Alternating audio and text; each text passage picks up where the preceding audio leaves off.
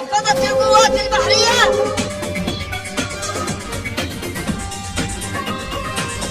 முதலில் தலைப்புச் செய்திகளை பார்க்கலாம். பிரிட்டிஷ் எண்ணெய் டேங்கர் மீது தாக்குதல் நடத்திய ஏமன் ஹவுதி படை 2024 நடந்த தாக்குதலின் காட்சிகளை வெளியிட்ட ஏமனின் இராணுவ ஊடகம். ஈரானுக்கு எதிரான போர் முழு பிராந்தியத்தையும் தீக்கிரையாக்கலாம், ஷேக் காசிம் எச்சரிக்கை. ஐரோப்பிய நாடாளுமன்றம் IRGC மீது கண்டன தீர்மானம். ஈரான் செய்தி தொடர்பாளர் இஸ்மாயில் பகை பதிலடி. ஈரானுக்கு எதிரான தாக்குதல்களுக்கு தனது பகுதியை பயன்படுத்த அனுமதிக்க மாட்டோம், ஐக்கிய அரபு அமீரகம் திட்டவட்டம். காசாவில் கடைசி கைதியின் எச்சங்களை மீட்ட விவரங்களை வெளியிட்ட ஹமாஸ். இனி விரிவான செய்திகளை பார்க்கலாம். பிரிட்டிஷ் எண்ணெய் டேங்கர் மீது தாக்குதல் நடத்திய ஏமன் ஹவுதி படை 2024 நடந்த தாக்குதலின் காட்சிகளை வெளியிட்ட ஏமனின் இராணுவ ஊடகம். ஏடன் வளைகுடாவில் கடற்படை ஏவுகணைகளால் பிரிட்டிஷ் எண்ணெய் டேங்கர் மீது நடத்திய தாக்குதலின் விவரங்களை காட்டும் காட்சிகளை வெளியிட்டுள்ளன. இந்த காட்சிகள் 2024 ஆண்டின் தொடக்கத்தில் நடந்த செயல்பாட்டிற்கு கிட்டத்தட்ட 2 ஆண்டுகளுக்கு பிறகு வெளியிடப்பட்டுள்ளன. அப்போதே ஏமன் ஆயுதப்படைகளின் பேச்சாளர் பிரிகேடியர் ஜெனரல் யஹ்யா சாரி கடற்படை பிரிவுகள் ஏடன் வளைகுடாவில் உள்ள மரின் லுவாண்டா என்ற எண்ணெய் டேங்கரை பொருத்தமான கடற்படை ஏவுகணைகளால் தாக்கியதாகவும் நேரடி தாக்குதலால் கப்பல் தீப்பிடித்ததாகவும் அறிவித்திருந்தார். ஏமனின் கூட்டு செயல்பாட்டு அறை அதிகாரி ஒருவர் கூறுகையில், கப்பலை புறப்பட்டதிலிருந்தே கண்காணித்து வந்ததாகவும் ரெட்சி வழியாக சென்ற பிறகு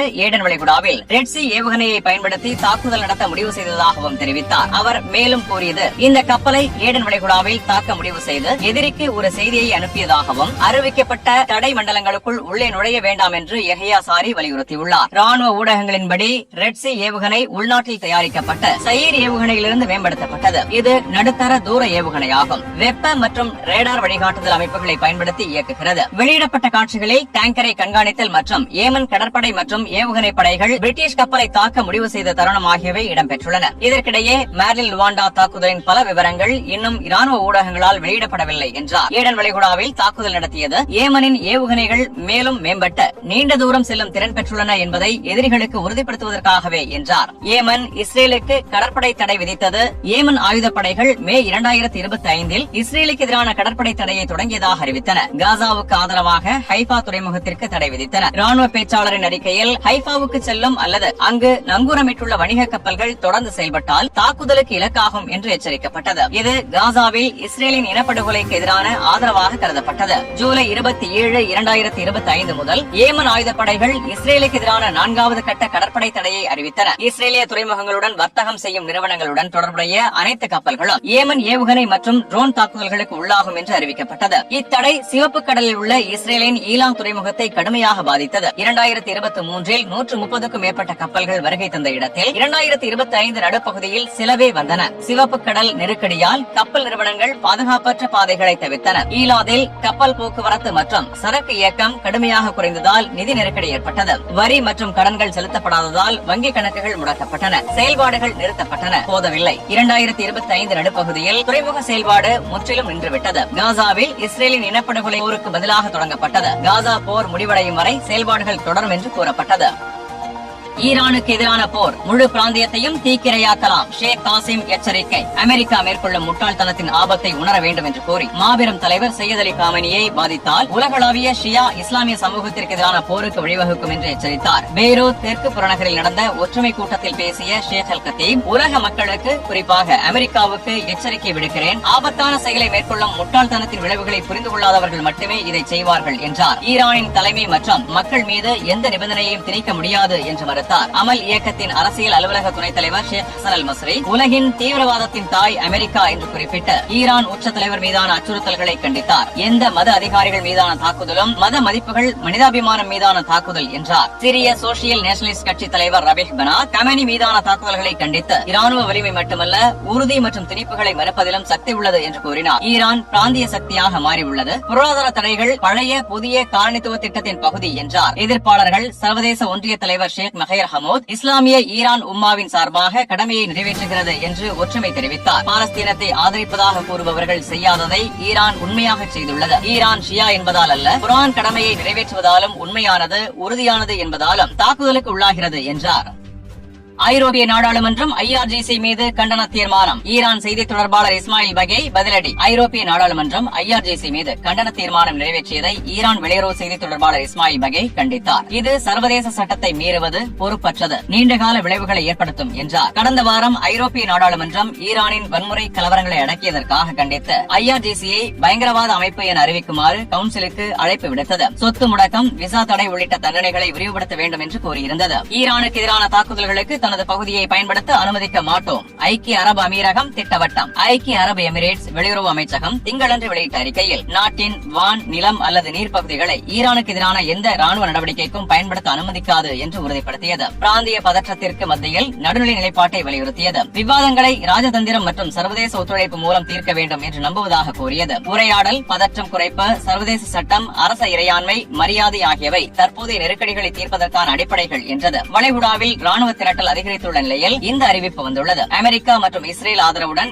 ஈரானுக்கு அழுத்தம் அதிகரித்துள்ளது. அமெரிக்கா, இஸ்ரேல், ஈரானுக்கு அழுத்தம் அதிகரிப்பு. அமெரிக்க அதிபர் டொனால்டு டிரம்ப் வியாழனன்று பெரிய கடற்படையை பிராந்தியத்திற்கு அனுப்புவதாக உறுதிப்படுத்தினார். நாங்கள் ஈரானை கவனிக்கிறோம். பெரிய படை ஈரானை நோக்கி செல்கிறது. தேவைப்பட்டால் பயன்படுத்தலாம். பெரிய கப்பல் குழு செல்கிறது என்றார். சென்டோம் தளபதி அட்மிரல் பிராட் கூப்பர் இஸ்ரேலுக்கு சென்று உயர்மட்ட அதிகாரிகளுடன் சந்தித்தார். ஈரான் ஷூரா கவுன்சில் தேசிய பாதுகாப்பு மற்றும் வெளியுறவு குழு தலைவர் இப்ராஹிம் அஜீசி, அமெரிக்கா தவறான கணக்கீட்டால் ராணுவ நடவடிக்கை எடுத்தால் பிராந்தியத்தில் உள்ள அமெரிக்க வீரர்கள் குடும்பத்தினரிடம் விடைபெற வேண்டியிருக்கும் என்று எக்ஸ் தளத்தில் எச்சரித்தார்.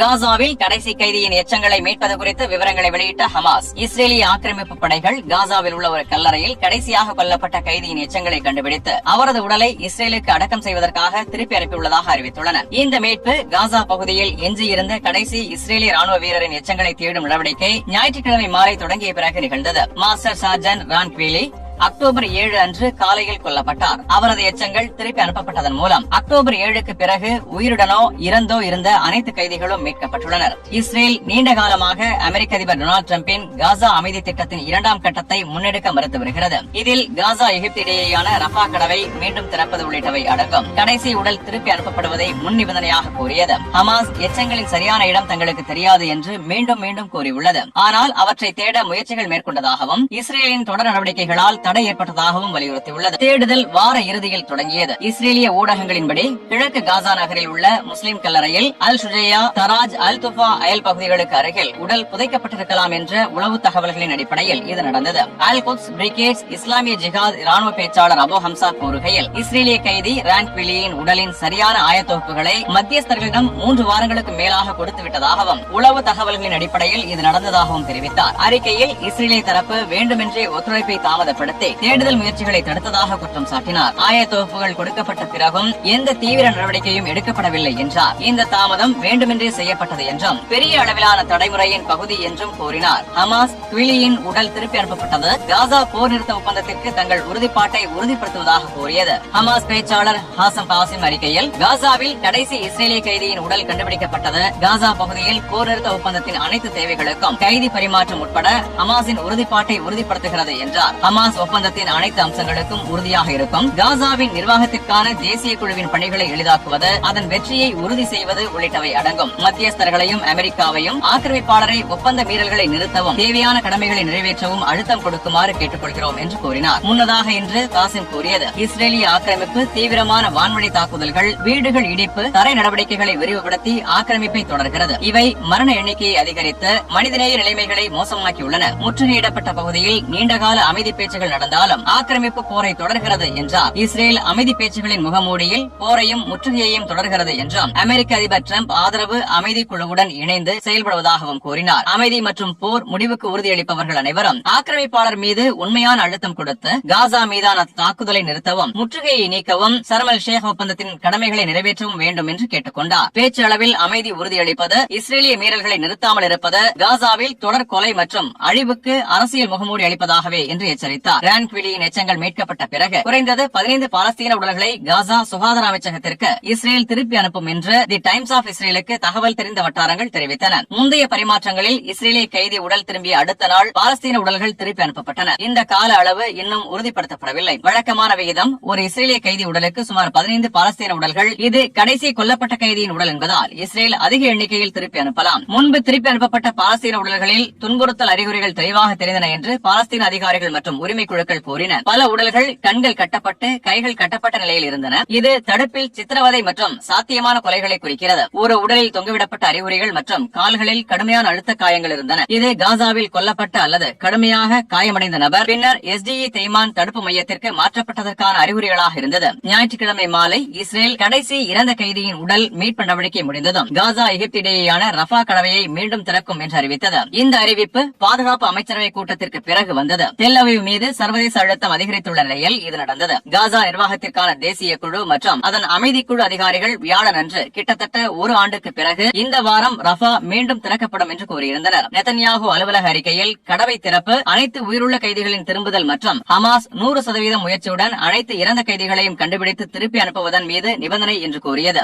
அக்டோபர் 9 ஒப்பந்தம் டிரம்பின் பரந்த காசா அமைதி திட்டத்தின் பகுதியாக அனைத்து கைதிகளும் திருப்பி அனுப்பப்பட வேண்டும் என்று கூறியது. ஆனால் இஸ்ரேல் டிரம்ப் திட்டத்தின் இரண்டாம் கட்டத்தை இன்னும் முன்னெடுக்கவில்லை. பாதுகாப்பு அமைச்சரவை கூட்டத்தில் அரசுக்குள் பிளவுகள் வெளிப்பட்டன. தீவிர வலதுசாரி அமைச்சர்கள் கடவை திறப்புக்கு கடும் எதிர்ப்பு தெரிவித்தனர். நாங்கள் பல்லாயிரக்கணக்கான பயங்கரவாதிகளை கொன்றது போன்ற சிறந்த விஷயங்களை செய்தோம், ஆனால் ஹமாஸை முழுமையாக அழிக்கவில்லை என்று போலீஸ் அமைச்சர் இதமார் பென் குவீர் வல்லா செய்தியின்படி கூறினார். அதை அழித்து ஆயுதங்களை பறிக்க வேண்டும். ஜாரட் குஷ்னர் மற்றும் ஸ்டீவ் விட்காஃபின் முட்டாள்தனத்திற்கு போதும். ரஃபா கடவை திறந்தால் பெரிய தவறு, மிக மோசமான செய்தி என்று கூறினார். சனிக்கிழமை இஸ்ரேலுக்கு வந்த அமெரிக்க தூதர்கள் நெதன்யாகு மற்றும் அவரது குழுவினரை காசா அமைதி திட்டத்தின் அடுத்த கட்டங்களை முன்னெடுக்குமாறு வலியுறுத்தினர்.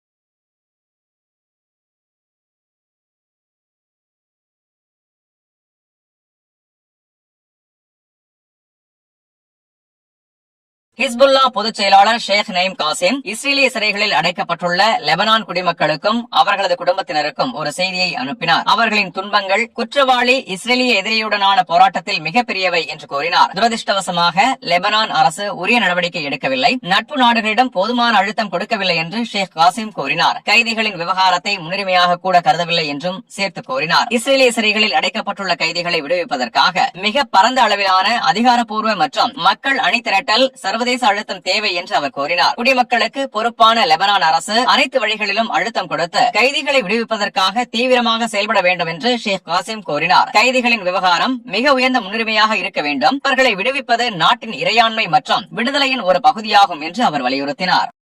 லெபனானின் சுகாதார அமைச்சகம் ஞாயிற்றுக்கிழமை அறிவிப்பில் தெற்கு லெபனான் மற்றும் பெக்கா பள்ளத்தாக்கை குறிவைத்த இஸ்ரேலிய விமான தாக்குதல்களால் ஏற்பட்ட பலியின் புதுப்பிக்கப்பட்ட எண்ணிக்கையை வெளியிட்டது. போர் நிறுத்த ஒப்பந்தம் இருந்த போதிலும் இஸ்ரேலின் அத்துமீறல்கள் தொடர்கின்றன. பொது சுகாதார அவசர நடவடிக்கை மையத்தின்படி கிர்பெட் செல் மற்றும் கஃபர் தௌனின் இடையேயான பகுதியில் இஸ்ரேலிய தாக்குதலில் பொதுமக்கள் ஒருவர் கொல்லப்பட்டு 5 பேர் காயமடைந்தனர். டயர் மாவட்டத்தில் உள்ள தர்கேயாவில் தனி தாக்குதலில் மற்றொருவர் கொல்லப்பட்டார். பால்பெக் மாவட்டத்தில் உள்ள ஜன்தா நகரில் அல் ஷாரா பகுதியை குறிவைத்த இஸ்ரேலிய தாக்குதலில் ஒருவர் காயமடைந்ததாக மையம் தெரிவித்தது. இஸ்ரேலிய ஆக்கிரமிப்பு படைகள் அல்மா அல்ஷா புறநகர் பகுதிகளை நோக்கி துப்பாக்கிச் சூடு நடத்தின. இஸ்ரேலிய பீரங்கிகள் மர்வகி நகரத்தை பல குண்டுகளால் தாக்கின. அதே நேரத்தில் இஸ்ரேலிய ட்ரோன் ஒன்று ரப் தலாதீன் மற்றும் மர்ஹபா நகரங்களுக்கு இடையேயான ஸ்டன் கிரேனேட்டை வீசியது. அதன் பிறகு இஸ்ரேலிய மெர்கவா டேங்க் ஒன்று அதை சுற்றியுள்ள எல்லை சுவருக்கு அப்பால் அதை சுற்றியுள்ள அடைசி நகரத்தின் தெற்கில் புதிதாக அமைக்கப்பட்ட லெபனான் ராணுவ நிலையை எதிர்கொண்டு முன்னேறியது. நவம்பர் 2024 கையெழுத்தான போர் நிறுத்த ஒப்பந்தத்தை மீறி இஸ்ரேலிய ஆக்கிரமிப்பு